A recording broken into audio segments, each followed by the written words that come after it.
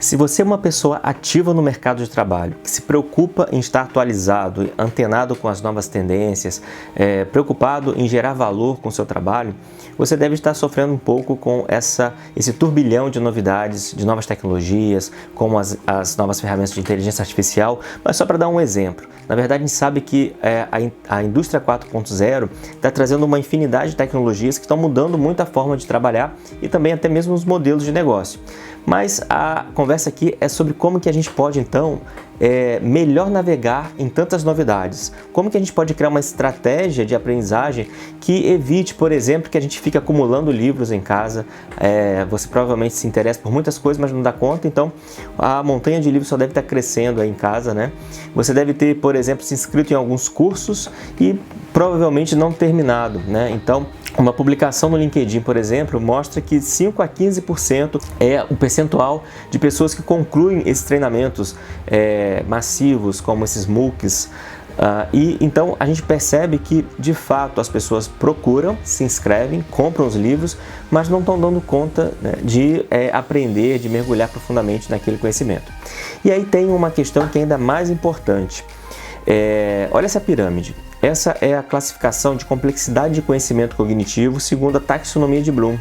Então observa que para você conhecer alguma coisa, existem vários níveis de complexidade. Lembrar, compreender, mas na medida que vai aumentando a complexidade, na medida que, por exemplo, que eu chego no aplicar, que é resolver problemas com aquele conhecimento, na medida que eu subo mais, que eu vou para o nível de análise, eu posso chegar até no nível da criação, saber criar alguma coisa sobre aquele assunto. E o que está acontecendo? Que para você ter valor, para o trabalho como humano ter mais valor, cada vez mais você está sendo exigido um trabalho mais complexo, porque a tecnologia vem, ela te instrumentaliza, ela dá mais capacidade para o ser humano, mas ela também te exige novas competências, e cada vez competências mais complexas.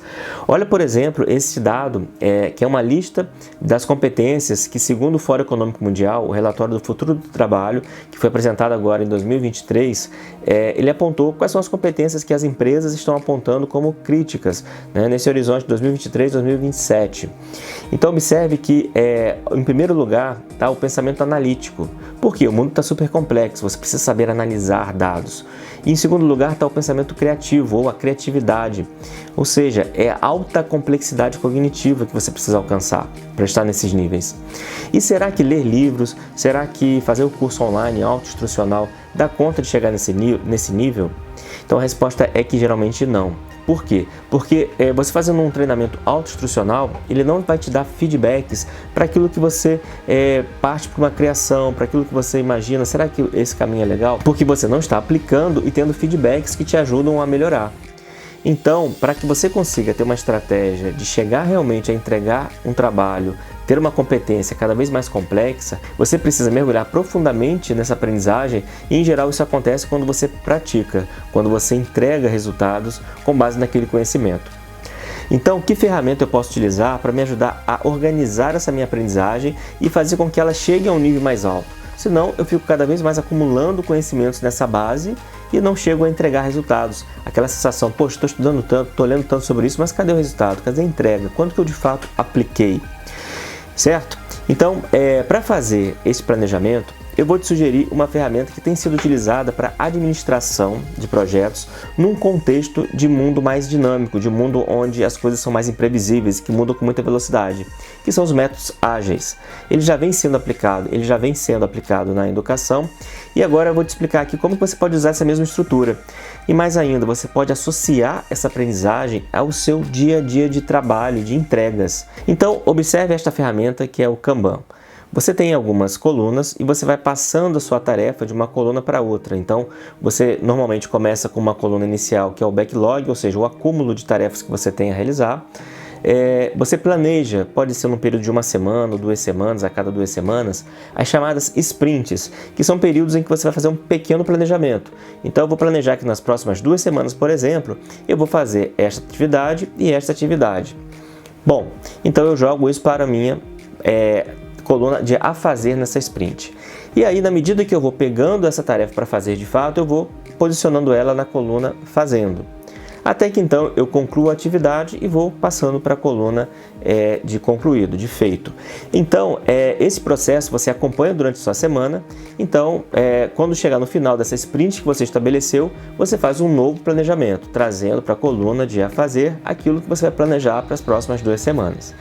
Bom, isso é um processo normalmente feito no ambiente de trabalho, hoje em dia, mas a minha sugestão é que você acrescente uma outra linha nesta mesma ferramenta, uma linha de aprendizagem.